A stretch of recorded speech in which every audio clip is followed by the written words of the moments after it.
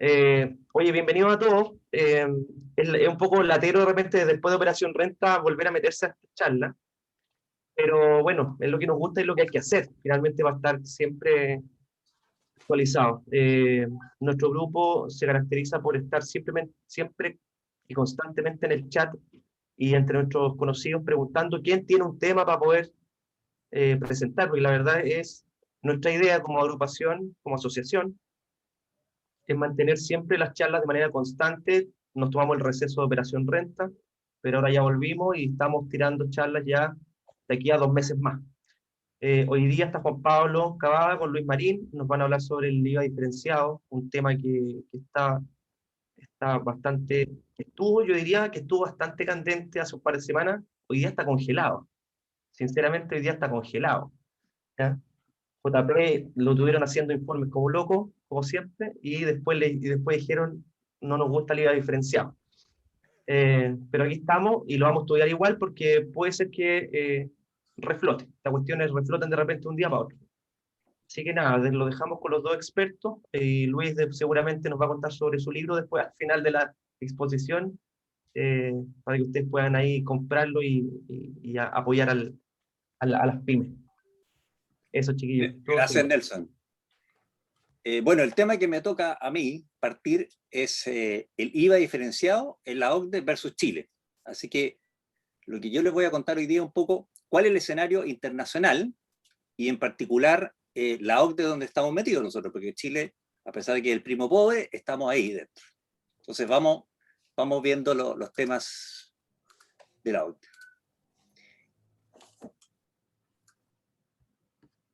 Aquí estamos. Bueno, la misión de Linketaxe es democratizar el conocimiento tributario.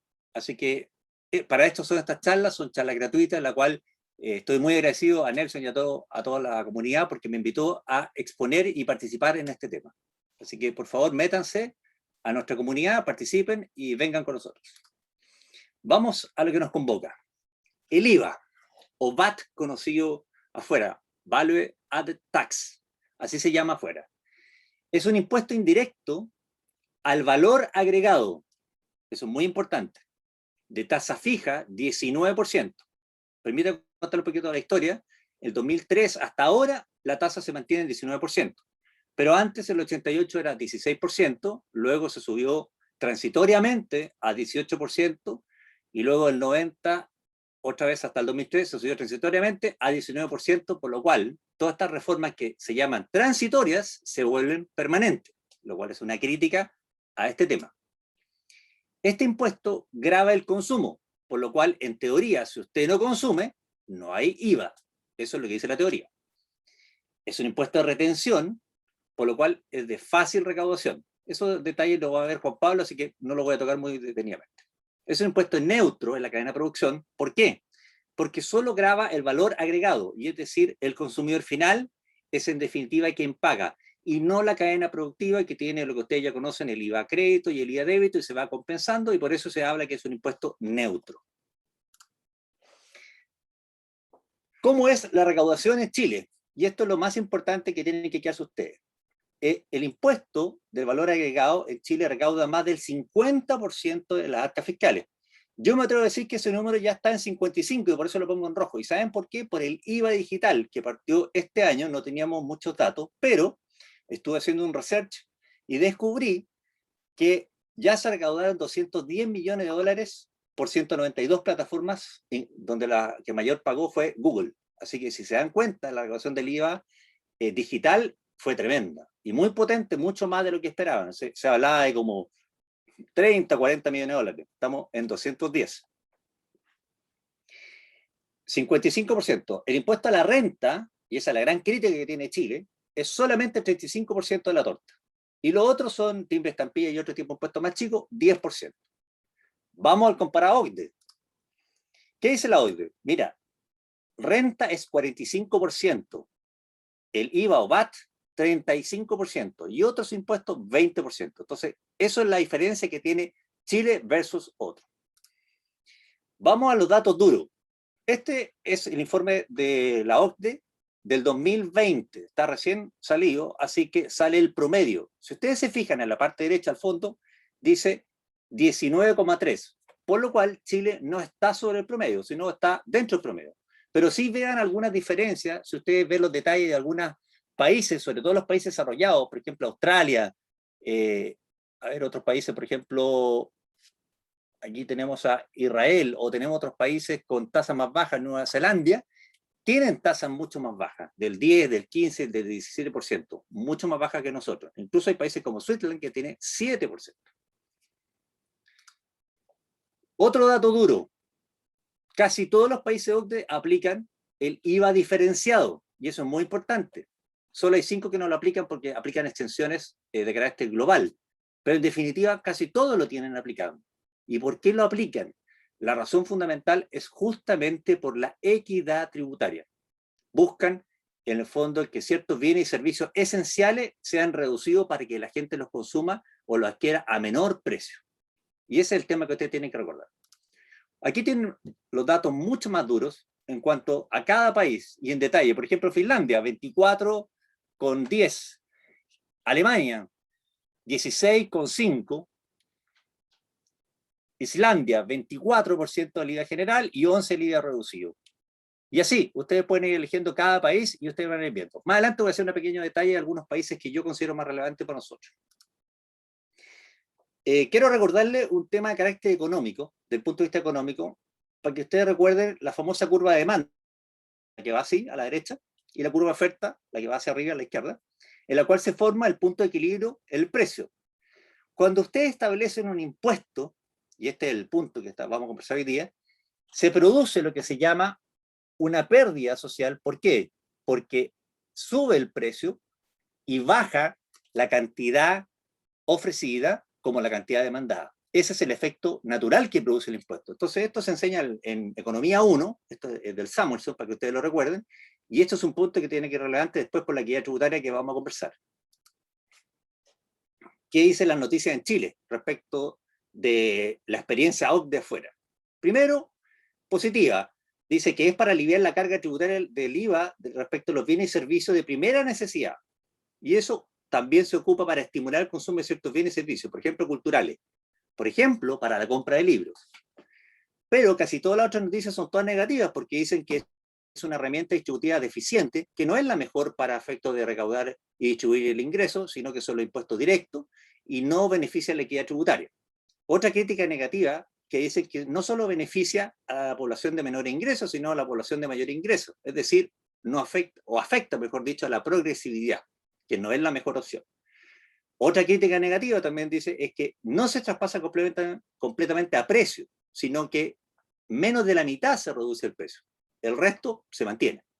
Y otra crítica negativa es que va a atentar contra la simplicidad de la recaudación tributaria del IVA. Ahí está el link del Mercurio, o sea, pero no el Mercurio, esto fue el diario de Tercera, el día 29 del 5 al 21. Ahí vienen los ejemplos que comentó ese día la Tercera, y aquí tenemos unos ejemplos que me gustaría que ustedes analizaran ahí rápidamente. Por ejemplo, Australia, que tiene un IVA muy bajo, solamente el 10%, y cero respecto a algunos productos que ellos consideran esenciales, como son alimentos, bebidas, suministros médicos y de salud. Alemania tiene 19, igual que nosotros, pero sí tiene una tasa reducida del 7% para ciertos productos. Colombia, que es un país ya sudamericano, tiene 19%, tiene tasa cero para otro tipo de productos, pero también tiene una tasa del 5% para productos agrícolas y equipamiento agrícola. España, que se parece a nosotros, es un enjambre. La verdad es que tiene muchas tasas, pero la general es 21 y 4%, y en otros lados tiene 10%. Tiene muchas más tasas, como en el cuadro de arriba superior yo lo vi, pero le resumo como esta es la parte básica. México, que se parece a nosotros, tiene una tasa del 16%, 0 para los medicamentos y 8% para la prestación de servicios independientes. Ojo con ese detalle.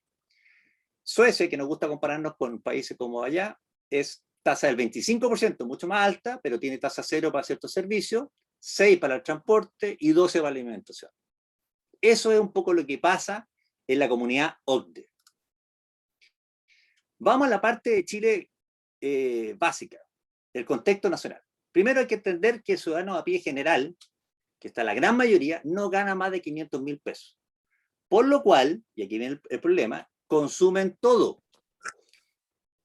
Al consumir todo, no tienen capacidad de ahorro, y eso, desde el punto de vista técnico, como lo sostengo yo, gastaron absolutamente todo y ya perdieron el 19% de lo que ya ganan. Por eso a ellos les afecta. Es un argumento por el cual debería establecerse quizás este IVA diferenciado. La segunda razón es que el IVA es un impuesto regresivo. ¿Por qué? Porque mientras más alto sea el impuesto, como analizamos, y que afecta al consumo y es indirecto de tasa fija, más afecta a las personas con menores ingresos, de los quintiles inferiores. No es lo mismo cobrar 19% a una persona que gana 500.000 pesos que a una persona que gana 5 millones.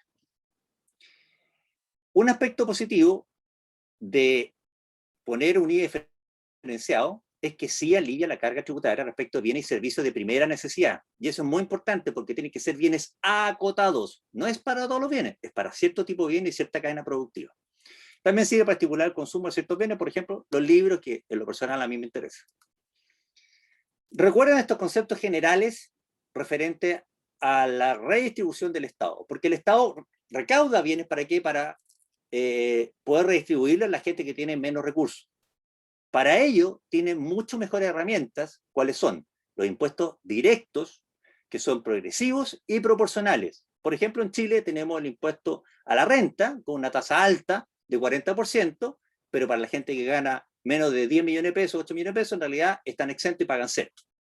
Y ahí está el tema que hay que analizar, que es el tema de la equidad tributaria, que va en directa relación con la capacidad de pago del contribuyente. Luego está la equidad horizontal, que depende directamente al mismo nivel de ingreso, misma cantidad de impuestos, y la equidad vertical, que depende de lo que se llama la capacidad contributiva que deben pagar proporcionalmente impuestos la gente que gana más.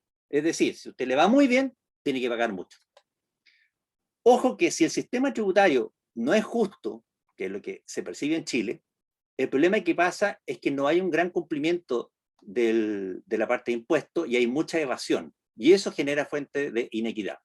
Y por último, viene la ineficiencia de redistribución de los dineros, porque se dice que de todos los dineros que llegan, la verdad es que a la gente lo que se le retribuye es menos de un tercio.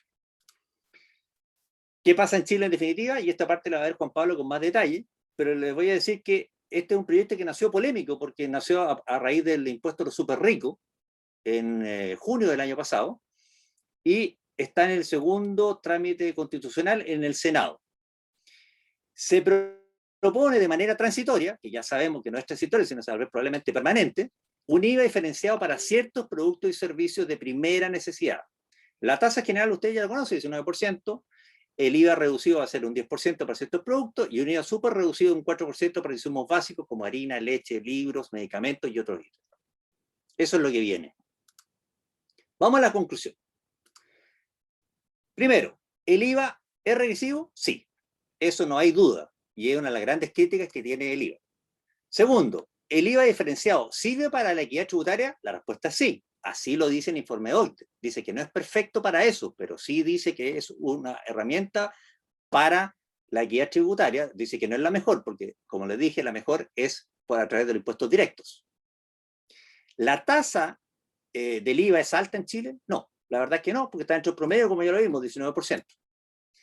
¿Es de fácil de recaudación? Sí, pero la forma de la recaudación en Chile es mala. Y esta es la gran crítica que tenemos en nuestro sistema, que si no se corrige ahora o se tiene que corregir en el futuro, es que no puede ser que recaudemos el 50% de los impuestos a través del IVA. La verdad es que nosotros no deberíamos recaudar más allá del 35%, porque eso es el promedio de OCDE y esa es la razón lógica, porque el impuesto indirecto tiene esta pifia de ser, en el fondo, regresivo. Por último, ¿hay espacio para un IVA diferenciado? Juegue usted, yo no le voy a decir si sí o no. Voy a dar mi opinión personal, que esto es a título personal, no de la comunidad. Yo digo que la respuesta es sí, pero progresivamente, con productos acotados y con este fin de ir subiendo los impuestos directos y bajando los impuestos indirectos. O sea, en el fondo hay que hacer un manejo progresivo de este tema. No es llegar e instaurar para todo. Muchas gracias, amigos. La verdad es que esta es la parte que yo les quería contar respecto al OCDE. Lo siguiente que viene ahora, Juan Pablo lo va a tocar, que es ya qué es lo que tenemos en Chile y qué es lo que viene en este proyecto. Cualquier cosa, ahí me pueden contactar. Y, como dijo Nelson, si pueden, ahí está mi libro, Manuel Pyme, Sociedad de Impuestos, para que ustedes lo puedan analizar, que comente algunos de estos temas. Que esté muy bien, ¿eh? Juan Pablo, todo el pase. Me silencio.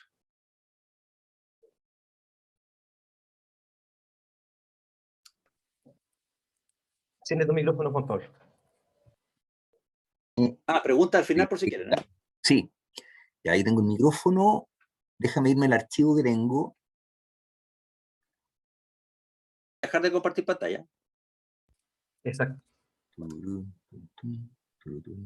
un segundo, que tengo que sacar el... No hay problema. Tú me avisas nomás, yo...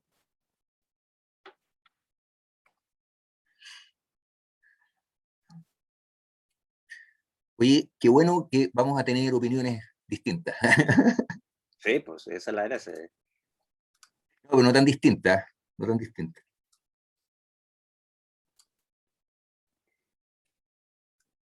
Y ahí está abriendo. Voy a cerrar. Quiero cerrar el... Quiero cerrar el árbol de al lado y quedarme con la pura presentación. Me parece que ponle la presentación y luego dile full pantalla y te va a aparecer completo. Pero cuando lo compartas. Ya, da un En este segundo. minuto te vemos a ti. Un segundo.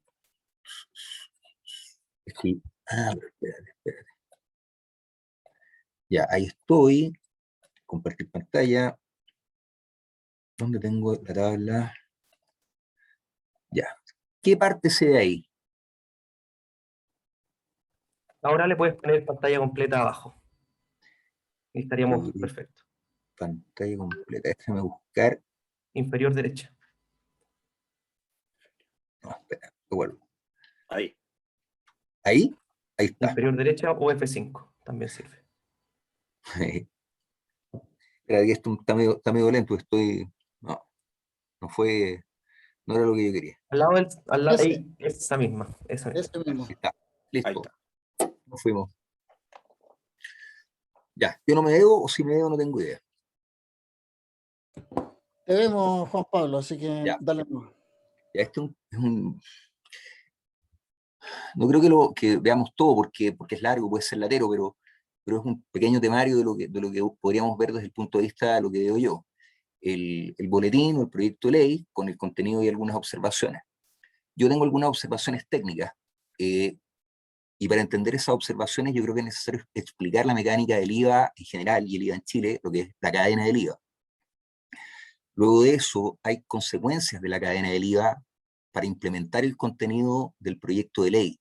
Y vamos a ver que hay dificultad de fiscalización, pueden haber transferencias indeseadas de ingresos, y hay que hacer el análisis del ejemplo, para ver cuál es el efecto en el precio de la eventual rebaja de IVA. Para demostrar que estas no son locuras mías, tengo algunas opiniones de varias personas que sigan al tema, y más o menos van todos en la misma dirección. Hay una experiencia previa sobre este tema en Chile, que no es buena. Están los casos extranjeros, como se llama Luis, y luego algunas conclusiones. El proyecto que está en tramitación, que es un proyecto de reforma constitucional, es entretenido porque es un proyecto, no un proyecto de modificación de IVA, es un proyecto de reforma constitucional que modifica la Carta Fundamental para establecer por una sola vez un impuesto al patrimonio a determinadas personas naturales destinado al financiamiento de una renta básica de emergencia, que actualmente está en segundo trámite constitucional en el Senado, pero no ha avanzado. Ahí quedó parado. En este proyecto se rechazó todo lo que traía de original, que era el impuesto a los súper ricos, el aumento transitorio de la tasa de impuesto a la renta de primera categoría, y la derogación transitoria de dos exenciones tributarias al mayor valor, a la no tributación del mayor valor obtenido en la enajenación de acciones IPSA, por decirlo en general, las acciones con alta presencia bursátil. Pero en cambio sí se aprueba una indicación, que es una nueva disposición transitoria 52ª, que reduce el impuesto al valor agregado de 10 y 4% a ciertas entregas y adquisiciones de determinados bienes y servicios, que el proyecto enumera casi taxativamente. Ahí voy a entrar en el detalle. Entonces, yo creo que uno tiene que ir viendo algunas cosas. Primero, este es un proyecto de reforma constitucional, pero la norma de la que vamos a hablar, que es una rebaja de tasa de IVA, es una norma casi técnica y transitoria, pero es la Constitución. Por lo tanto, yo creo que desde el punto de vista de la técnica legislativa o la técnica normativa, no es lo ideal. Luego, uno, si ve el título, dice, a ver, el título, ¿cómo se llama el proyecto? El proyecto se llama Modifica la Carta Fundamental para, bla, bla, bla, y sigue lo del impuesto a los súper ricos, denominado periodísticamente impuesto a los súper ricos, pero se trata de un impuesto al patrimonio de determinadas personas naturales para financiar una renta básica de emergencia. Entonces, sostengo yo que lo que hoy día estamos hablando, que es una rebaja de tasa, no coincide con la idea matriz del proyecto original. El proyecto original era un aumento de tasa para recaudar más, para financiar un fondo, para destinarlo a una renta básica de emergencia para las personas. De lo que estamos hablando hoy día es de una reducción de tasa, no para recaudar más, sino que una reducción de tasa obliga a recaudar menos, no para financiar un fondo, sino para que, al menos teóricamente, a las personas la plata que ya tienen les alcance para más. Por lo tanto, creo que esta indicación debe haber sido declarada inadmisible, porque no coinciden las ideas matrices, es todo lo contrario, pero no se hizo, y pasó. Luego, la norma no señala quién es el contribuyente beneficiado por la rebaja. La norma no distingue si se rebaja el IVA a la cadena completa de comercialización o solo al vendedor final. Yo para el análisis voy a suponer lo segundo, que solo se rebaja el IVA en la venta final, porque si supongo lo primero, se nos viene el IVA abajo, porque la lista de bienes beneficiados con esta rebaja transitoria es muy larga, es una rebaja importante, y la recaudación tributaria en IVA, como decía Luis, es muy grande, por lo tanto se nos cae la recaudación de forma notable. Entonces yo creo que el proyecto, aunque no lo diga, quiero creer que se refiere a una desgravación de IVA en el tramo final. Luego, temas técnicos. La norma reduce el impuesto al valor agregado. Eso es lo que dice la norma, debiendo referirse a la tasa del IVA. También se reduce el impuesto al valor agregado a las entregas y adquisiciones de determinados bienes y servicios, pero debería referirse a las ventas y servicios. Hay confusión de términos. Y tampoco se define, se rebaja la tasa a bienes y servicios catalogados o definidos como esenciales, sino una lista casi taxativa de bienes y servicios. Entonces, cuando las personas dicen, todo lo que sea esencial va a tener rebaja de IVA, no, es una lista cerrada o casi cerrada. Esta es la lista.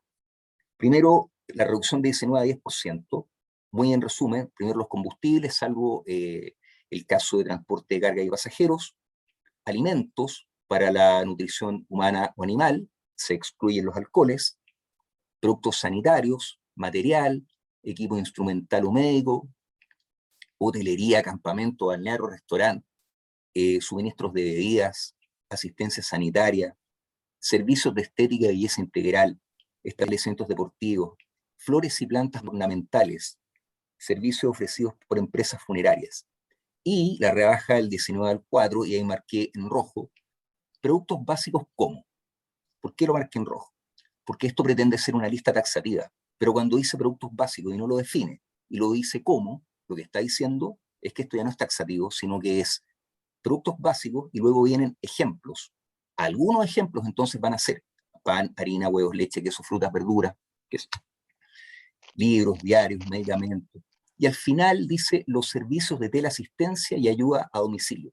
Uno quiere entender qué son los servicios de teleasistencia y de ayuda a domicilio, pero no lo define. Entonces, uno puede empezar a preguntarse qué tipo de ayuda a domicilio. Y se presta para todo. Ya, ahora, problemas. Uno tiene que pensar que el IVA es una cadena. No voy a entrar en la definición del IVA, pero me van a perdonar una cosa, pero uno siempre piensa que esto que voy a decir, lo de la cadena del IVA, es básico, es evidente, que todos los que nos dedicamos a impuestos lo entendemos. Y con el tiempo y los años me he dado cuenta que parece que no es tan básico, parece que no es tan evidente, y no todos los que nos dedicamos a impuestos lo tenemos presente. El IVA es una cadena en el sentido que es un impuesto que se va recargando en el precio de los bienes y servicios, en cada etapa de producción y de comercialización, por cada persona, por cada operador que interviene en la producción y en la comercialización del producto o del servicio, y lo va traspasando al cliente siguiente, que a su vez es comerciante, y así sucesivamente hasta llegar al consumidor final. El consumidor final, como es consumidor final, no tiene cómo descargar el IVA, no tiene cómo deshacerse del IVA. Por lo tanto, dicho en chileno, es el que se come el IVA, porque lo soporta en el precio y no tiene que vendérselo. Por lo tanto, no tiene cómo recuperar el IVA. Ahora, este IVA grava solo el valor añadido o agregado al precio de venta. ¿Y cómo se determina el IVA a pagar al Estado? Se determina mediante sustracción sobre base financiera, es decir, ¿cuál es el IVA a pagar al fisco? El IVA de la venta menos el IVA de la compra dentro de un mismo periodo. Entonces esto implica no gravar propiamente tal el valor agregado, sino que el precio de venta de los bienes o servicios, pero evitando el impuesto sobre impuesto o impuesto cascada. Por ejemplo, en Estados Unidos no hay IVA, hay impuesto a la venta, como había en Chile hace muchos años atrás. Pero se evita que sea un impuesto cascada, permitiendo descontar del IVA de la venta el IVA de la compra. Eso es lo que me da el IVA a pagarle al Estado.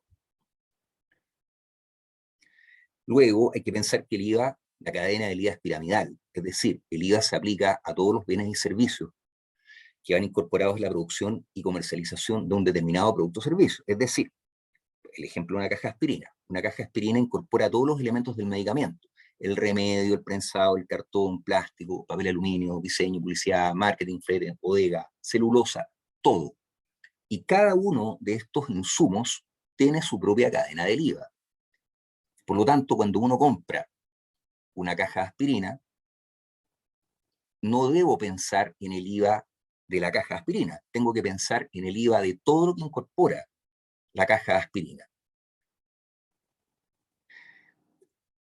Ahora, también hay que pensar que no todos los productos, pero muchos productos tienen usos alternativos. Por ejemplo, el ácido acetilsalicílico se utiliza para producir aspirina, pero también se utiliza como conservante en la industria agrícola. El ácido ascórbico se utiliza para producir vitamina C, pero también se utiliza en el revelado fotográfico a la antigua, yo soy más viejo, en los revelados, pero también como conservante. La alcachofa y el arroz son alimentos, pero se utilizan como insumos en la producción de cerveza. La soya es un alimento, pero también se utiliza en los cables de los vehículos. Y ahí puse, por eso los ratones se comen los cables de los vehículos. No es porque les guste el plástico, no es porque encuentren que la camioneta es calentita, no, es porque les gusta la soya y sienten sabor a soya en el cable y se lo comen. Entonces, uno tiene que pensar que hay muchos ejemplos de esto, en que insumos que son típicos de un proceso productivo o de una industria se utilizan como insumos en otros productos. Entonces, esto lleva a algunas dificultades prácticas en una eventual rebaja de tasa de IVA. Lo primero es que si yo voy a rebajar el IVA de 19 o a 10, de 19 a 10 o a 4 en ciertos bienes y servicios, yo voy a tener que fiscalizar con impuestos internos que cada venta que se haga sea de ese producto, solo en el tramo final, solo a consumidor final y solo para eso. Porque si estoy eximiendo de IVA la harina, estoy pensando en la harina para usar en la casa o en la harina para hacer pizza a nivel comercial, no lo sé. Y eso me puede pasar con todos los productos. Entonces puede ser que yo, pensando en eximir de IVA un determinado bien y consumo, termine eximiendo o rebajando el IVA de un montón de otros bienes y consumos que no haya pensado. Y por eso se pueden producir transferencias o efectos indeseados. Es decir, termino incentivando consumos que no necesariamente quiero incentivar. Por ejemplo, si yo eximo de IVA el azúcar. Bueno, el azúcar también se utiliza en la industria del vino. Y yo quería eximir de IVA un insumo del vino. Yo creo que la respuesta es no. Pero con estos consumos cruzados pasan estas cosas. Otro problema, la rebaja de IVA no funciona en los casos de cambio de sujeto de IVA. Aquí voy a tratar de no ser muy latero ni muy técnico. Estamos pensando en el caso normal del IVA, en que el IVA lo recarga, lo cobra, declara y paga el vendedor final, ¿cierto? Que se lo cobra en la práctica al consumidor final. Pero pensemos en el caso de los cigarros. ¿Por qué cuando compramos cigarros nos dan cigarros sin boleta? Porque existe una institución denominada cambio sujeto de IVA, que consiste en que el Director Nacional de Impuestos Internos puede establecer que el IVA no sea recargado por el vendedor, sino que puede ser por el comprador. O el vendedor puede recargar el IVA al comerciante intermediario. Vuelvo al ejemplo de la cajetilla de cigarros. ¿Por qué la cajetilla de cigarros no tiene boleta ni tiene IVA? Porque la Chile Tabacos, cuando le vende la cajetilla de cigarros al kiosco, le dice, te vendo esto en 100, más el 19, pero yo, Chile Tabacos, voy a retener tu IVA de tu próxima venta. Yo me quedo con tu IVA de la venta que no has hecho aún, yo voy a declarar el IVA por ti y tú vas a quedar con el IVA pagado. Y por eso cuando nos venden con el IVA prepagado y nos venden sin boleta y sin IVA. Si nos vendieran con boleta, con IVA, sería IVA sobre IVA. No voy a entrar en el tema de si el IVA es base imponible del impuesto específico o el impuesto específico es base imponible del IVA. No, lo que quiero decir es que en este caso, si me vendieran cigarros con boleta con IVA, sería IVA sobre IVA, lo que sería brutal, pero además el IVA en este caso ya está pagado. Entonces, ¿de qué sirve que me rebajen, en este caso en particular, el IVA? Bueno, el proyecto no trae cigarros, pero trae otras cosas que sí traen este tipo de fenómenos. ¿De qué sirve que me rebajen el IVA en el tramo final? Si el IVA ya me lo cobraron. Lo mismo pasa con la harina. Los agricultores que producen trigo o maíz son muchos, pero los compradores de trigo o maíz para producir harina, que son los molineros, son muchos menos. Entonces estos compradores le compran la harina al agricultor para producir, perdón, le compran el trigo o el maíz al agricultor para producir harina. Se la compran, le pagan el precio y le retienen el IVA. Y lo pagan por él, lo pagan por el vendedor. Y luego venden con IVA. Entonces, cuando me llega a mí el pan con IVA en la venta final, viene con este IVA inicial ya cargado. Por lo tanto, en este caso también es complicada la rebaja de tasa, porque de alguna forma tengo, para que tenga efecto, tengo que llevarme la rebaja a alguna operación, a alguna intermediación anterior. De lo contrario, el IVA ya me llega cobrado. No tiene sentido que me hablen de una rebaja en el tramo final, cuando en todas las etapas anteriores ya me cobraron el IVA final ya viene cobrado. Esta es la explicación del cambio de IVA sujeto a compra y el cambio de sujeto asociado a venta. Por lo tanto, lo que quiero decir es que ninguno de los dos sistemas de cambio sujeto tiene mucho sentido la rebaja de IVA, salvo que se aplique en una etapa de comercialización anterior a la venta final. Ahora, los bienes del proyecto, los objetos del proyecto que tienen cambio de sujeto, son los alimentos utilizados para la nutrición humana o animal. Animales, vegetales, especies hidrobiológicas, etc. Hay muchas cosas que están en el proyecto que hoy tienen cambio de sujeto, por lo tanto el efecto práctico aquí es enorme. Ahora voy a dar ejemplos del efecto de la eventual rebaja en la venta. Voy a tratar de hacerlo simple porque estos son números de abogados, por lo tanto pueden ser medio enredados. Tengo el primer caso del efecto tributario de la compra y venta con tasa de IVA de 19%, que es el caso real. En este caso, hay que mirar la columna izquierda y la columna derecha. El comprador que luego va a vender compró en un neto de 100, con tasa de IVA de 19% de 100 es 19. Luego, él va a tener que vender a consumidor final en 143,99, con el IVA incluido, ¿cierto? Este comerciante agregó un margen que a su vez tiene su propio IVA. Eso nos va dando la sumatoria de la cantidad que va llegando a la factura o a la boleta.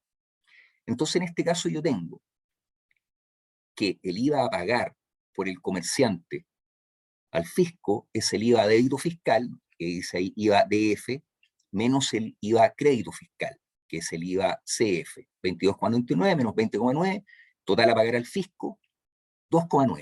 Ese es el caso de hoy, sin ninguna novedad. Pero acá tenemos el caso de la rebaja de 19 a 10%. Estamos suponiendo que solo se rebaja el IVA de 19 a 10 en el tramo final, en la venta final. Por lo tanto, la compra se mantiene igual. Compra el insumo en un neto de 100, con IVA 19, tiene un valor agregado de 10, mismo caso que el caso anterior, con su propio IVA de 19, más un margen que también lo supuse en un 10%, igual que el caso anterior, que tiene su propio IVA, que en este caso es el 19, que es 11, y todo eso lo lleva a un bruto menor. Él tiene un bruto menor que el caso anterior. Ese bruto menor es el 121, que antes aquí también tenía, pero ahora ya no le suma IVA 19, le suma IVA 10, porque la ley dice 10. Entonces esto le da un bruto menor de 133,1. ¿Ok? ¿Cuál es el IVA a pagar por él? Es el 12,1, que es el 10%, menos su crédito IVA, el 20,9. Pero eso le da negativo, le da menos 8,8. Ese 8,8 a él se le convierte en un remanente crédito fiscal, pero él lo pagó. ¿Por qué lo va a perder?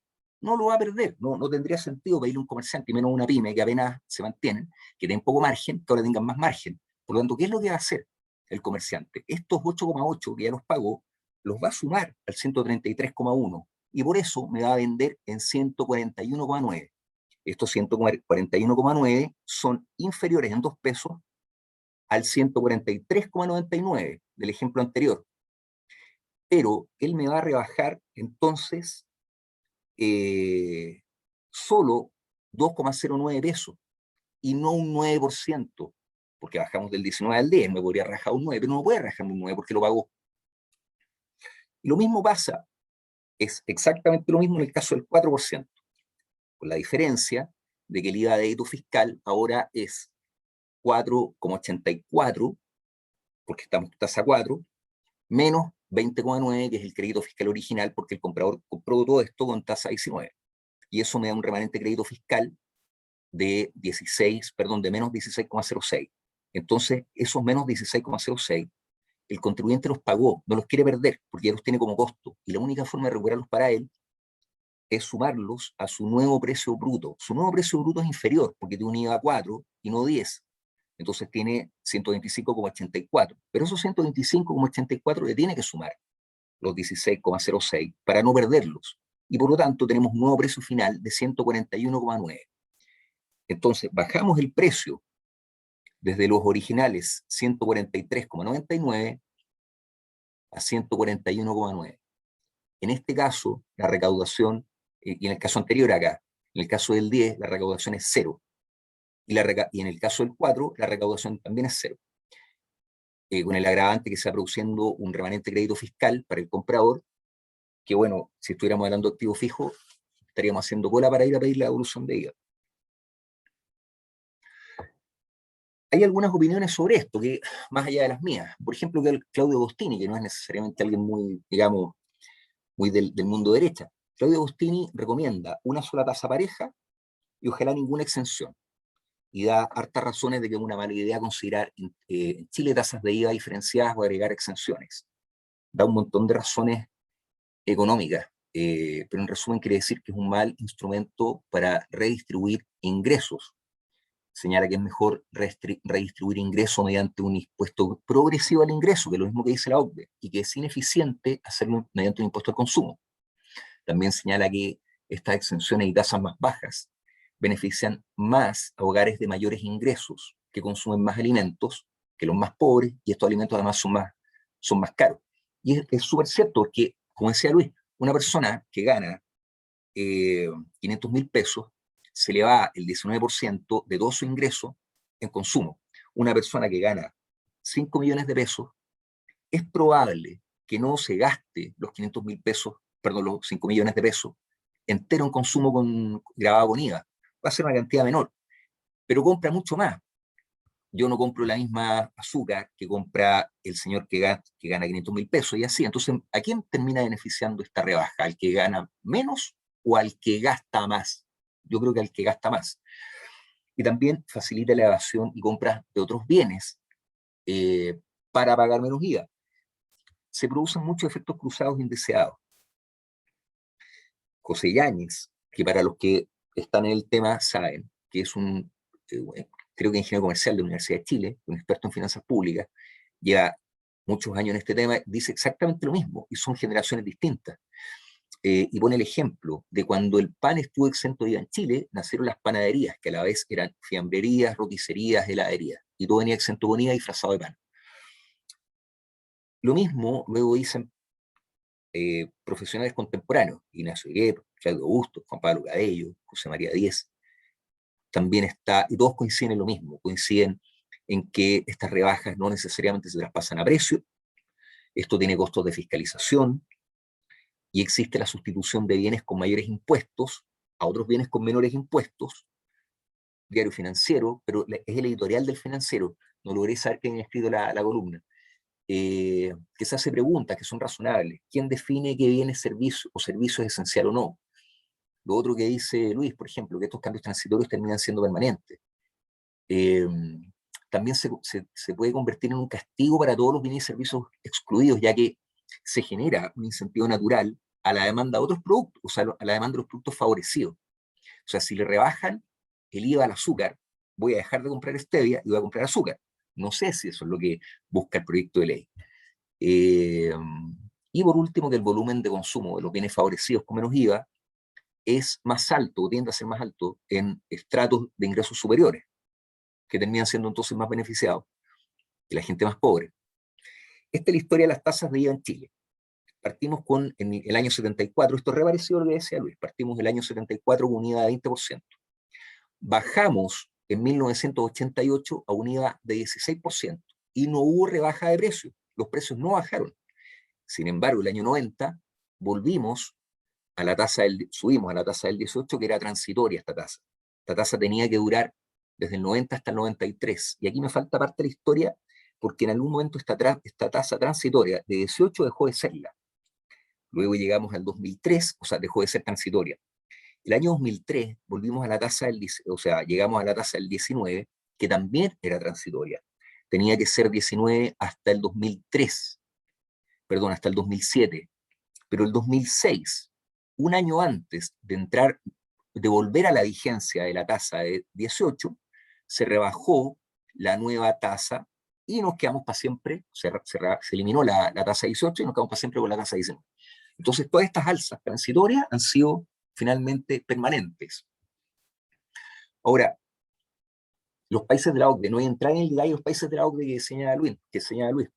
Ahora, todos los países de la OCDE con impuestos sobre el valor agregado, permiten que todos los intermediarios, excepto el consumidor final, deduzcan inmediatamente los impuestos sobre las compras e imponen tributación en todas las etapas. Es decir, aplica el mismo sistema que en Chile, de impuesto contra impuesto, en que el IVA a pagar al Estado es el IVA del débito fiscal menos el IVA del crédito fiscal, el IVA de la venta menos el IVA de la compra. Tienen el mismo sistema que nosotros y por lo tanto tienen los mismos problemas que nosotros.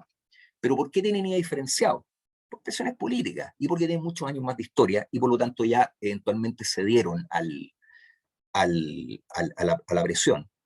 Pero en estos países, cuando hay IVA diferenciado, hay una compensación. Y esa compensación se produce a nivel de impuesto a la renta, a través de un gasto o de un crédito, o de una asignación directa a la empresa. Yo no digo que no, pero financieramente es muy distinto recuperar mi IVA todos los meses, mes a mes, a que me digan, oiga, usted lo va a recuperar el próximo año como crédito o como gasto. Incluso si me dicen que es crédito, yo puedo decir, oye, me conviene mucho en términos económicos, prefiero que sea un crédito que sea un gasto. Sí, pero en abril del otro año, no este mes. Por lo tanto, se me produce un problema de caja que yo creo que no es menor. Generalmente, la propia OCDE desaconseja las tasas diferenciadas de IVA.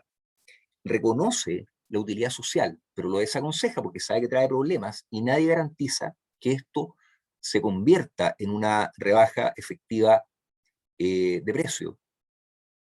Y ahí hay un montón de ejemplos de tasas diferenciadas. Lo curioso es que hoy día están apareciendo tasas diferenciadas de IVA para productos relacionados con el COVID, sobre todo en Francia, pero tienen que ver con elementos directamente relacionados con la contingencia, es decir, mascarilla, insumos médicos, cosas del día a día relacionadas con la pandemia. No tanto así con el consumo diario de productos varios. Yo creo que eso es lo esencial y después, si hay preguntas, las vemos todas.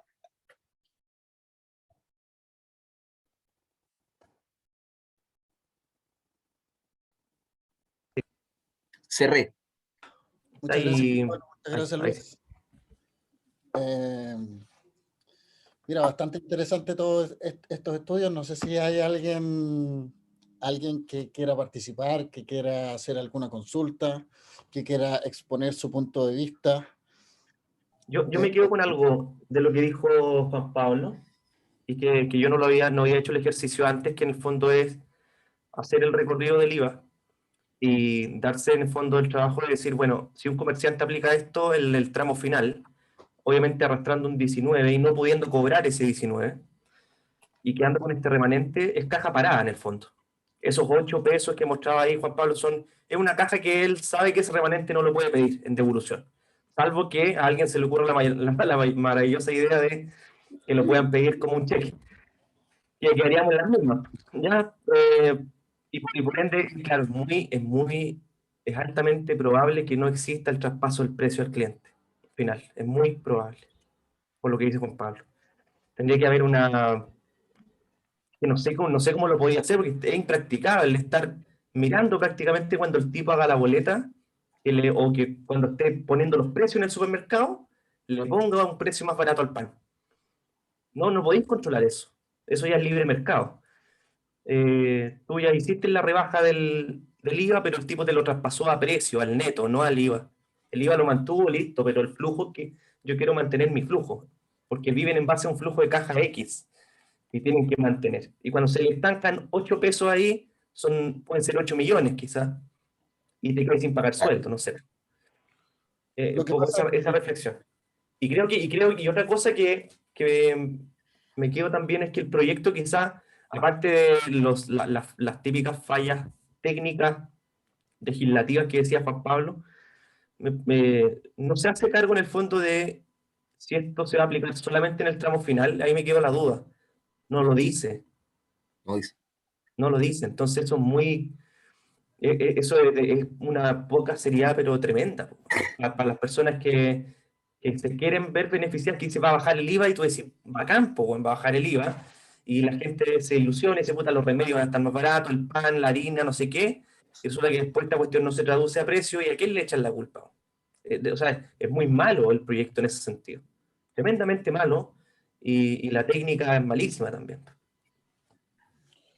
claro, precisamente ese tema iba a tocar Nelson, que al final del día recojo un poco lo que decía Juan Pablo en el sentido de que, pucha, tenemos que mirar qué es lo que queremos obtener con lo que estamos haciendo, digamos. En este caso, el boletín, ¿cierto? Y lo que se espera para al momento de hacer estas rebajas transitorias o no. Yo creo que la discusión de transitorio o no, yo creo que al final del día es un tema más político que nada respecto de lo que se quiere buscar del proyecto, digamos. Pero en sí, si lo que quieres buscar al final del día es disminuir la carga financiera, por así llamarlo,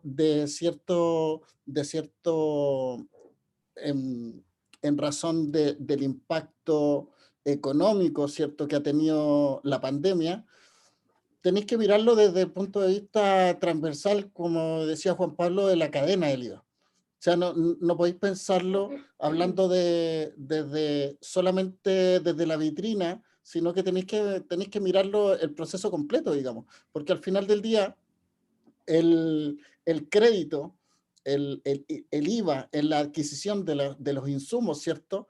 Que en un principio es un crédito y por lo tanto no afecta en estricto rigor el precio final en la medida de que el vendedor lo mira como un crédito, no lo mira como un costo. Y al momento de disminuir solamente una parte de la cadena, disminuir la tasa, lo que estáis haciendo en estricto rigor estáis cambiando el crédito a costo. claro, Y al final del día lo que pasa es que estás aumentando el costo del mismo producto que estás buscando bajar el precio. Entonces, al final del día, estáis provocando un efecto inverso. ¿Okay? Entonces, si lo miramos desde el punto de vista del valor final, no lo estás obteniendo con este proyecto. Y si lo estás mirando desde el punto de vista de la recaudación, tampoco, la recaudación sigue siendo la misma, por lo tanto, peor, no, no lo menos, veo, no lo veo tan así. menos, pues la recaudación va a ser menos, porque tú te estás recaudando 2,2, 2,9, y hoy día, como tienes más crédito que débito, en ese producto va a tener recaudación cero. Entonces, mira la maldición además. Le querías bajar el precio, no lo bajaste. Querías recaudar lo mismo o un poquito menos, pero estés recaudando cero. ¿Con qué vas a financiar el gasto social? Entonces, no es un gran favor, po. Entonces, mira, hay una pregunta de Jaime García. Hola Jaime, no te veo. Pero, y tiene razón, dice, o sea, no sé si tiene razón, pero es una buena pregunta. Dice, ¿no sería mejor inventar un sistema de devolución del IVA para ciertas personas con devoluciones mensuales o trimestrales? Claro. Como, por ejemplo, cuando eres turista y te devuelven el IVA del turista, el IVA del extranjero, te lo devuelven en la aduana, te lo devuelven en impuestos, hay distintos métodos en distintas partes del mundo. A mí en Estados Unidos me lo devolvieron en un mall, en un mesón, factorizado. Yo tenía derecho a una cierta cantidad de dólares, me descontaron un 5% y me dieron plata en efectivo, me fui con la chaucha en el bolsillo, lo encontré el después. No tuve que ir a ninguna oficina, no tuve que hacer nada. Bueno, acá uno podría juntar las boletas, no sé si la idea es mucho más complicada, pero podría juntar las boletas y partir a pedir mi devolución de IVA cada 3 meses, bajo la condición de tener ficha CAS, por decir algo. ¿Tengo ficha de protección social? Sí. Junto a mis boletas, voy a pedir devolución de las boletas. De ciertos productos, por supuesto, no de todos los productos. Pero eso, incluso eso, podría ser más focalizado y más controlado que esto. Ahora, estoy pagando el IVA, me están devolviendo el IVA, pero eso es ayudarme. Lo otro, creo que se empiezan a producir problemas. Y a mí lo que más, o sea, no sé si lo que más me interesa, pero lo que más me mete ruido es que si yo me voy a la lista de los bienes con tasa reducida y veo el azúcar, oye, el azúcar se utiliza como insumo para el vino, aunque no les digan, todos los días se les mete azúcar al vino para subir el grado o para bajar el grado. Y estoy financiando, estoy subsidiando entonces la industria del vino. No es la idea. Entonces, yo creo que la idea es bonita, pero no funciona. Y los críticos de la idea citan el ejemplo de Francia, Alemania, Italia, España, donde los precios no han bajado. O si bajaron fue por otra cosa, y en forma transitoria, o baja mucho menos de lo esperado. Ahí quería complementar un punto, porque yo me leí el informe de OCDE un poquito más detallado y la conclusión dice que efectivamente la rebaja no se traduce en 100% a precio, como yo mostré en el gráfico, pero sí dicen que baja más o menos un 50%. El problema está en la implementación, como señalan ahí, de cómo se devuelve el IVA. Yo vi 3 fórmulas. Una es la que ustedes están comentando, es, por ejemplo, se va acumulando unidad de crédito y te lo van devolviendo cada cierto tiempo. La fórmula que hay en un país es al final, con la siguiente operación renta. Incluso te permite imputarlo o contra impuestos finales o contra otro impuesto, lo cual te sirve. Es una especie de crédito.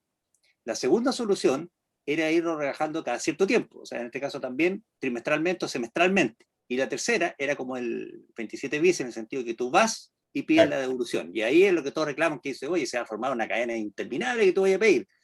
Eso es hasta por ahí, porque si ustedes me preguntan ¿cuánta gente va a pedir 27 días? La verdad es que no es tanta gente. Ahora, para esto, el proyecto tiene que ser acotado a ciertos productos, y eso fue lo que dije yo, la conclusión es eso.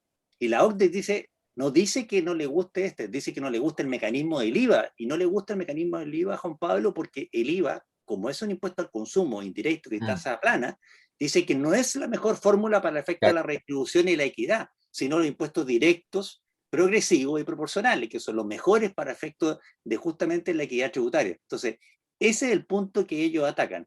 El problema de nosotros que tiene Chile, la idiosincrasia chilena, y ahí Nelson dio el hueso, el problema es que nosotros, ¿cómo recaudamos todo? Recaudamos todo a través del IVA. Y el mecanismo del IVA es un mecanismo sencillo, muy fácil de crédito o débito. Entonces lo tenemos muy bien establecido. Y en general tiene baja evasión. Entonces a los políticos y a todos le da susto que eso se pierda y que dejemos recaudar. Pero ojo, el IVA digital, mira cuánto recaudó, 26 millones de dólares. Cuando pensábamos recaudar 40, 126 millones de dólares. Entonces, ojo, también hay que ir analizando. Yo propongo que este tema, si quizás no se establece ahora, bueno, se puede ir estableciendo, pero gradualmente, porque la mayoría de los países OCDE lo establecen como un mecanismo de equidad. Esa es mi opinión. ¿Hay alguna otra pregunta? Ahí...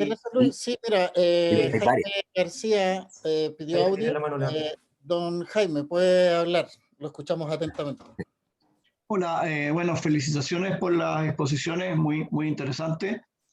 El hecho de que en nuestro país un impuesto indirecto como el IVA se lleve una cantidad importante de recaudación es propio de los países subdesarrollados. No es una novedad esto, de ninguna forma. Y por supuesto hay que intentar cambiar eso. Mira, lo que yo sostengo es que podemos conversar respecto de rebajar la tasa, porque si bien estamos dentro del promedio, nosotros sabemos que el IVA es regresivo. Eso yo creo que es razonable para todos los productos, bienes y servicios y en forma permanente, porque este proyecto señala que el plazo va a ser por 2 años. Imagínense lo que va a ocurrir a los 2 años cuando tenga que subir la tasa. Es una cuestión absurda. Entonces, me parece que por todo lo que ustedes han señalado, yo creo que el IVA es diferenciado. Si bien es cierto, existe en varios países, pero yo estoy de acuerdo con Juan Pablo. Aquí hay una cuestión política. Porque es fantástico que te bajen la tasa del IVA, pues esos son votitos, ¿no es cierto? Pero resulta que es evidente que los precios no van a bajar. Entonces, como decía Juan Pablo, no solo se va a recaudar menos, sino que el objeto de que los precios bajen no se va a lograr. Entonces, si queremos dentro del sistema ayudar a las personas que más lo necesitan, inventemos un sistema de devolución de IVA para esas personas. Ustedes son muy jóvenes, pero hace algunos miles de años atrás se inventó la tomboleta, ¿no es cierto? Y todos andábamos recogiendo boletas del suelo, ¿no es cierto? O sea, no había computación, no había nada. Imagino que en estos tiempos se podrá inventar un sistema medianamente ágil para devolver esas lucas. Es un poco lo que yo pienso. Oye, hay una pregunta o comentario de José Orellana, que dice: los casos que mencionó Juan Pablo solo son válidos si el contribuyente solo vende bienes con tasa diferenciada. De lo contrario, se ajusta a los demás bienes. Pero, a ver, si es que entiendo bien, estamos pensando en que este problema de costo solo ocurriría si una panadería, por ejemplo, solo vende pan. Si la panadería solo vende pan, va a tener problemas. Ahora, si la panadería, además de pan, vende bebidas, también va a tener problemas. Agravado tal vez, porque va a decir: a ver, le rebajo el precio al pan. No estoy obligado, pero lo puedo suponer de buena onda. Le rebajo el precio al pan y le subo el precio a las bebidas y lo recupero en los otros productos. Entonces, se empieza a producir el fenómeno de que bajan los tallarines, pero sube la salsa, baja la Coca-Cola, pero suben los piscos. Estoy siendo medio peyorativo en los ejemplos, pero ese es el mercado. Yo me fijo en los precios del supermercado. Yo entro con el carrito y veo que las pastas están en oferta y miro al tiro la salsa de tomate y me la subieron, porque nadie compra el tallarín sin comprar salsa de tomate. Nadie compra Coca-Cola sin comprar pisco. Los que trabajan en retail lo saben. Cuando bajan de precio los pañales, sube de precio la leche, porque el que compra pañales compra leche. Bueno, entonces en este caso, si el panadero además vende helados, me va a subir otras cosas. Ahora, tal vez esos consumos son nocivos. Alguien podría decir: bueno, ¿qué importa que son de precio los helados? Para que la gente coma menos helado. Claro, pero se empieza a mezclar todo y la cosa resulta como no tiene que resultar. Pero además estoy suponiendo, de buena onda, de buena fe, que le van a bajar el precio al pan. Pueden no bajármelo. Si el margen no es tanto, no veo por qué el comerciante va a sacrificar el poco margen que tiene si yo ya tengo interiorizado el precio. Ahora, el ejemplo te lo hice en Chile. El IVA bajó de 20 a 16 y los precios no bajaron. Subió de 16 a 18 y los precios subieron, que es exactamente lo que dice Jaime.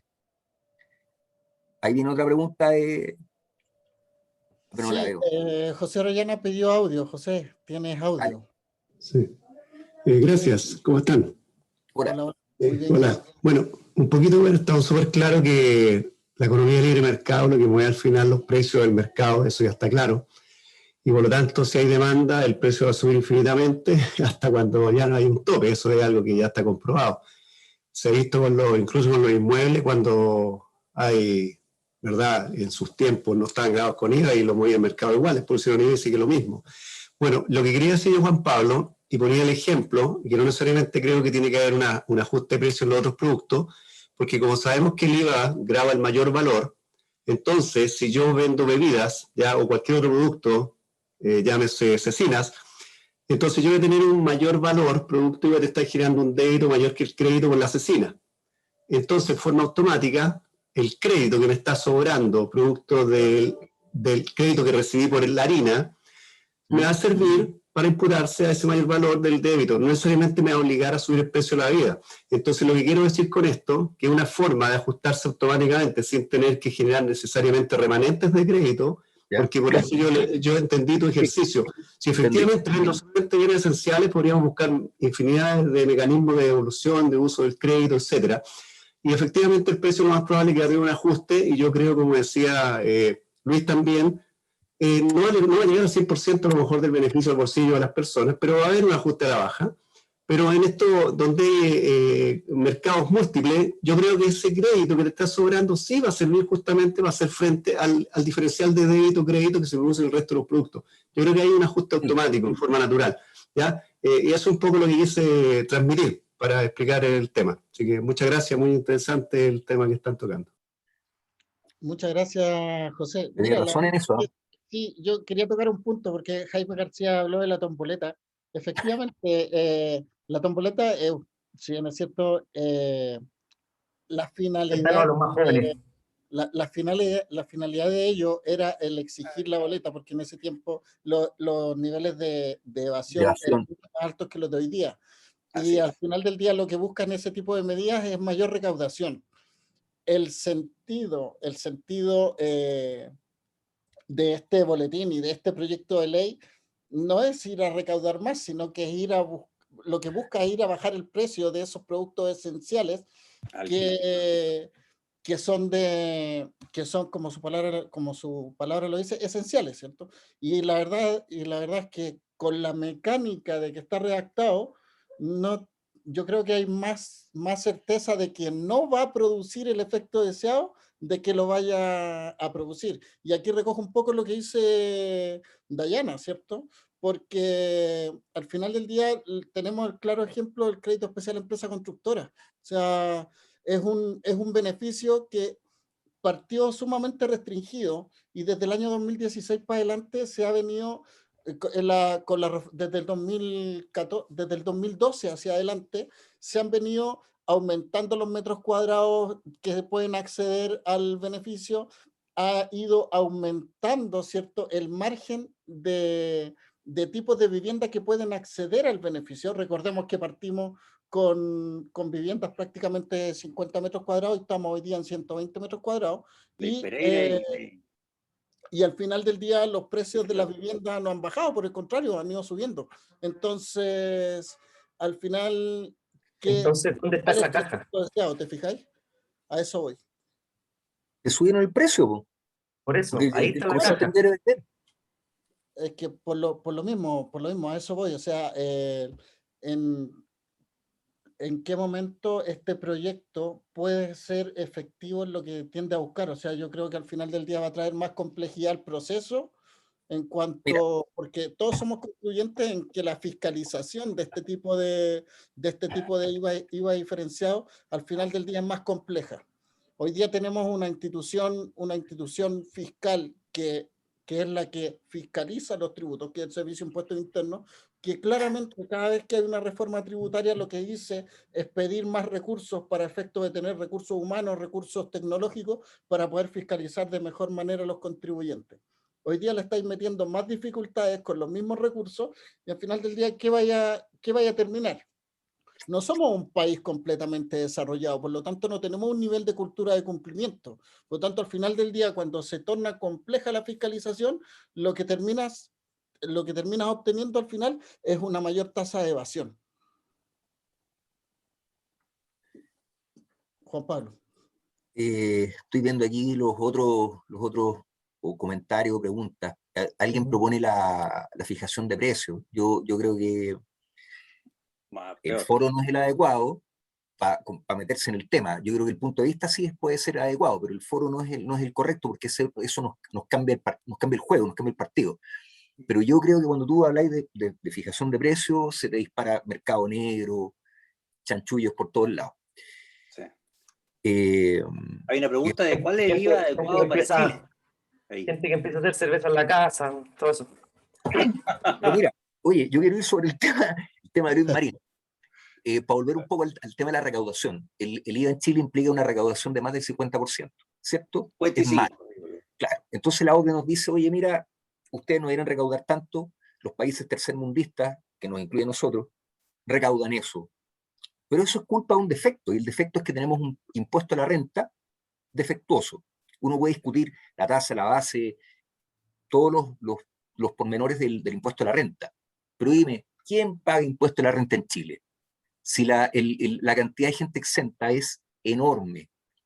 Entonces uno dice, claro, es el 55%, pero el 55% ¿de qué? ¿El 55% de cuánto? Y por eso tenemos la discusión tributaria política que tenemos hoy día, de si el impuesto a la renta está bien, de si... Eso es lo que hay que cambiar, po. Se nos Para viene allá el tenemos rollo. que apuntar. Claro, O sea, se nos eso es viene lo que el dije yo en la conclusión. Cambiemos a un mayor impuesto a la renta directo, progresivo y proporcional, bajando, ojalá, este impuesto indirecto, con tasa fija, regresivo, que es el IVA. Y acomodarnos un poco a la OCDE. Jaime tiene toda la razón. Para allá deberíamos apuntar. Sí, si más aún la OCDE te recomienda no aplicar tasas al patrimonio en la medida que tengas un impuesto a la renta bueno, efectivo, que nuevamente no es el caso. Entonces estamos metidos en este zapato chino. Ahora, si uno quiere que este proyecto de ley funcione bien y que se produzca el efecto que queremos que se produzca, que es que las cosas cuesten menos, ciertas cosas para ciertas personas, habría que meterse en la discusión cuando el proyecto avance. Bueno, ya está en segundo trámite, está en el Senado, habría que meterse ahora, pero yo estoy metido ahí todo el día, no le veo cara de que camine, pero nadie sabe, hoy día no me atrevo a apostar nada. Ahora, también hay que acordarse que generalmente estos proyectos terminan derogándose antes de entrar en vigencia. Rebaja transitoria del IVA, y vamos a volver a la tasa baja, se derogó la tasa antes de entrar en vigencia. No sé si alguien se acuerda de un proyecto de ley, perdón, de una ley que le llamaron la ley Tuma del año 2000, puede haber sido, que impedía la utilización del crédito fiscal mientras no hubiera sido pagada la factura al proveedor. Así. Pero esto fue cuando no había ni siquiera factura electrónica. Se derogó antes de empezar a regir. Entonces, yo creo que estas piruetas tienen mal destino si es que no están bien armadas.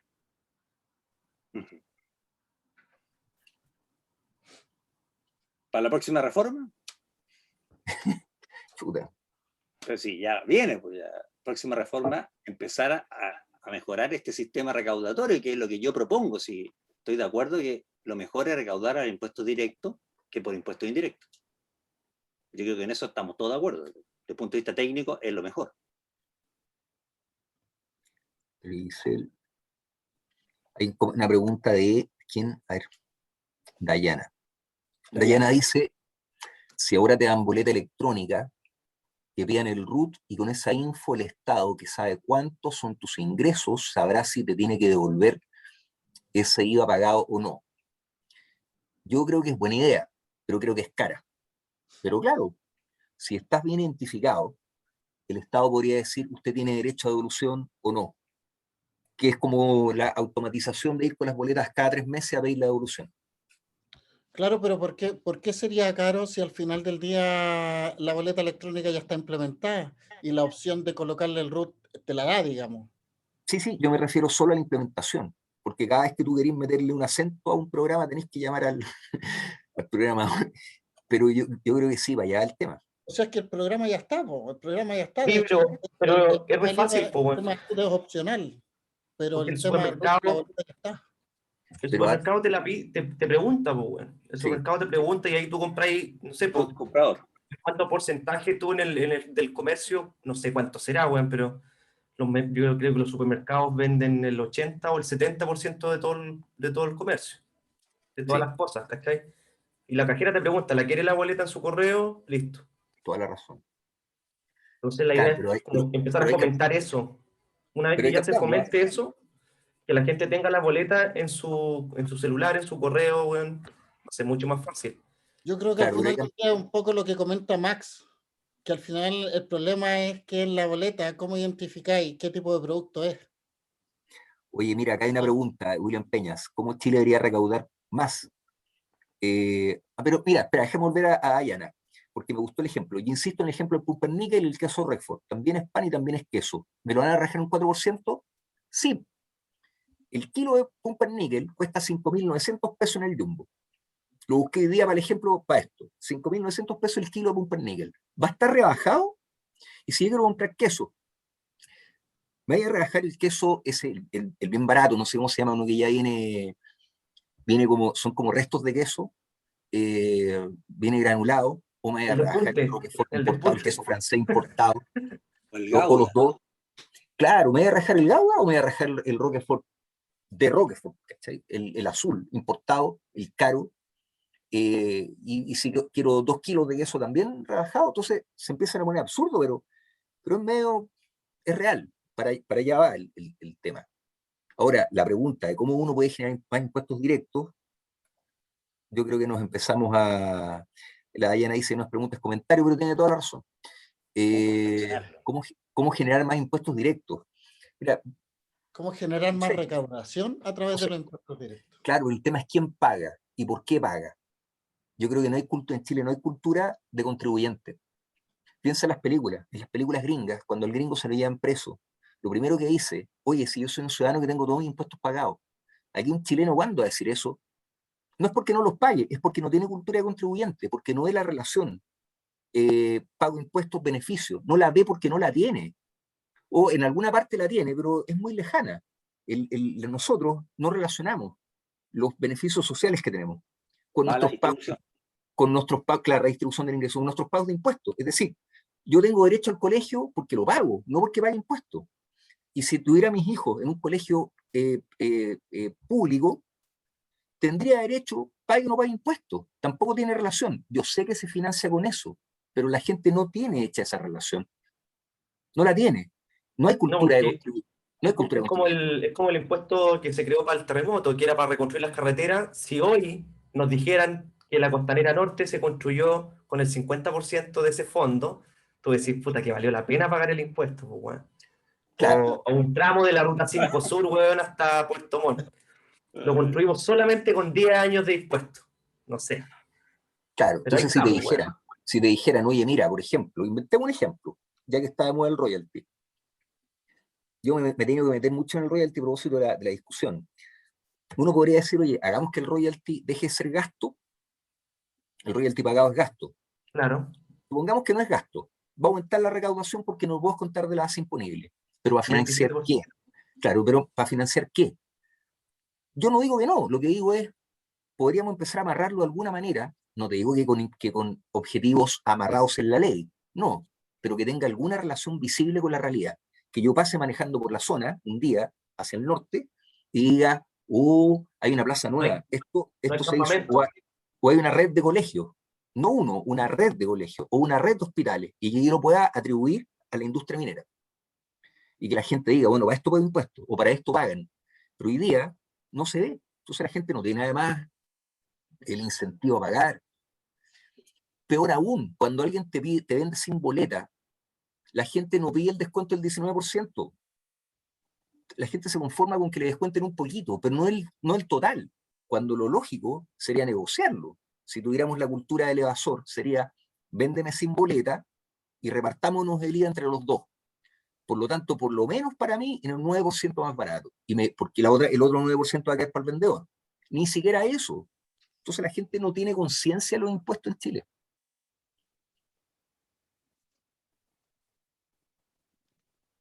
Bueno, yo creo que la pregunta del impuesto directo, y como lo hemos conversado en otros foros, con otros colegas y otros tributaristas, yo creo que viene un poco la mano de revisar el declarado complementario de todas formas, para no alargarnos en el tema, pero seguramente vamos a tener que hacer un conversatorio sobre esto de aquí a fin de año, de todas maneras, porque seguramente vamos a tener que reordenar todas las ideas de los constituyentes y sacarlas a colación en una discusión, a ver qué es lo que piensan sobre los impuestos, qué es lo que quieren los constituyentes sobre los impuestos también.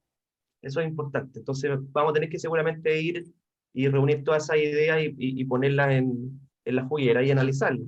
Pero yo creo que sin duda para mejorar la carga de impuestos, o sea, para mejorar la recaudación de impuestos directos, la clave es achicar los tramos y grabarlos a todo el mundo, aunque sea con un peso. Que todo el mundo pague impuestos, pero el primer tramo que no quede exento o que sea más chico. Claro. Redúcelo al sueldo mínimo, el tramo, primero.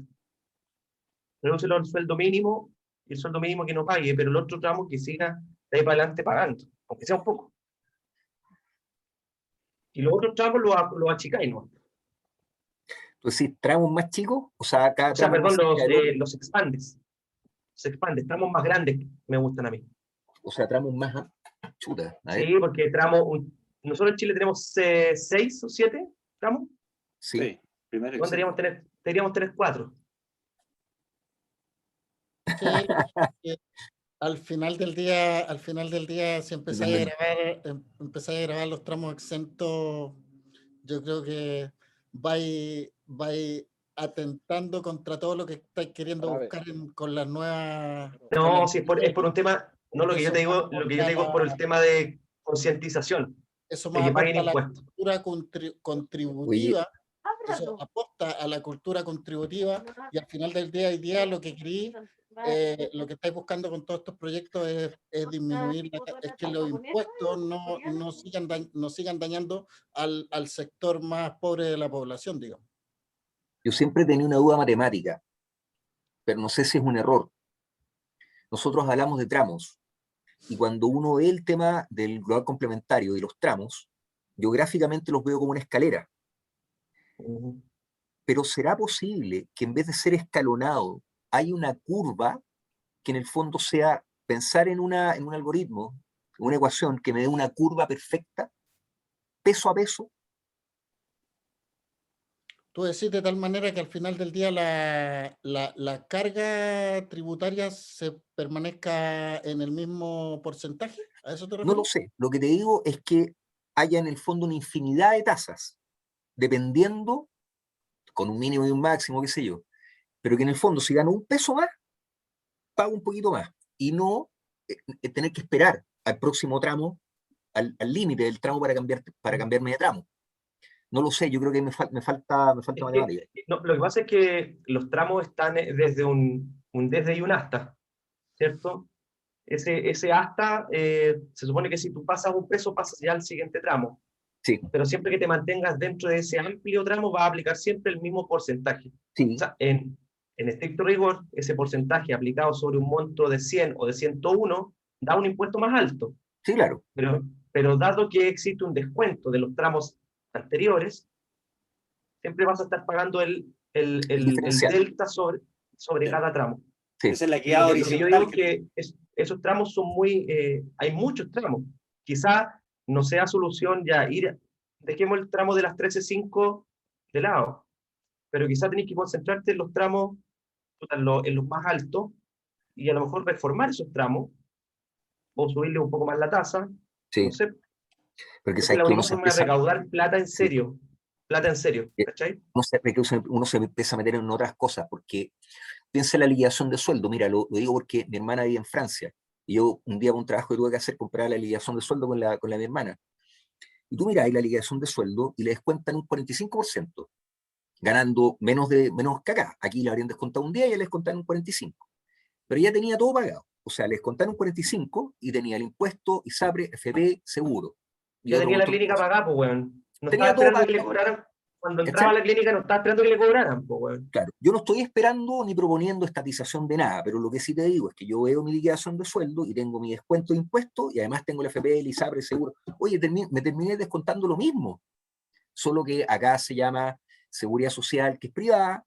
No lo critico, lo que te digo es que uno tiene que ver cuánto también te van a cortar de la liquidación de sueldo, porque si me vaya a pagar una determinada cantidad y mi liquidación de sueldo me la van a cortar en un 60, a empezar a trabajar en negro, ¿no? O sea, yo creo que este tema no conversa solo, este tema está amarrado a todo lo que hoy día está arriba de la mesa constituyente.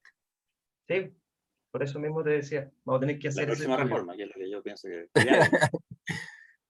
Allá vamos No, a la conversar todo este tema de nuevo. Hay que ver qué Volver propone a... la tía Pikachu. chuta. Gran tema, bueno, tenemos hartos temas de conversación para las siguientes semanas. Sí.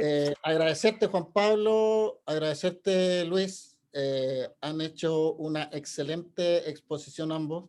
Han abierto un pequeño debate, digamos, hoy día, si bien es cierto, está bastante en discusión, pero de todas formas hay mucho que aprender de todas las cosas, digamos, sobre todo de lo que ha pasado en otros países, ver muy bien el entorno de lo que estás legislando, ver bien los efectos. La verdad es que todo eso se ha perdido un poco, ha perdido un poco el foco con lo que señalaban también en el chat de lo que es la vitrina política, digamos. Entonces, por buscar esa vitrina política se trata de, se legisla erradamente, digamos. Entonces, muchas gracias por esta gran exposición. Gracias a todos los que participaron, digamos, de este foro. Comentarles que como asociación ya comenzamos con nuestro ciclo. Vamos a estar presentes todas las semanas con un tema distinto. La próxima semana, el próximo viernes, el tema son los aspectos relevantes que han cambiado en normas de precio de transferencia. Está bastante entretenida la charla de la próxima semana, así que los dejo desde ya invitados. Digamos, las exposiciones del mes de junio ya están en nuestra página web, ya están los links de inscripción. Vamos a tener 3 temas que nos quedan, que son las últimas 3 semanas de junio, los precios de transferencia la próxima semana. La semana subsiguiente tenemos una charla muy entretenida de lo que son las criptomonedas, y la última semana vamos a tener una charla que dice relación con una ayuda un poco a los asesores de orientaciones de cómo subsanar las observaciones del proceso de operación renta, digamos. Considerando que ahora el 18 de junio se abre el periodo rectificatorio, esperamos que sea un apoyo para todos ustedes. Las charlas de julio van a ser publicadas, si no es la última semana de junio, la primera de julio, y así nos vamos a ver todos los días viernes y están desde ya invitados. Ya saben que nuestras charlas son 100% gratuitas y siempre al final de ellas todos pueden participar. Lo único que tienen que hacer es levantar la mano y con eso tienen micrófono abierto. Eso, chicos. Chao, muchas gracias. Chao, nos vemos para la próxima. Chao, amigos y amigas. Pablo. Nos vemos el próximo Gracias, viernes. chao. Chao. Bienvenidos a todos. Chao, LinkedIn. Grande.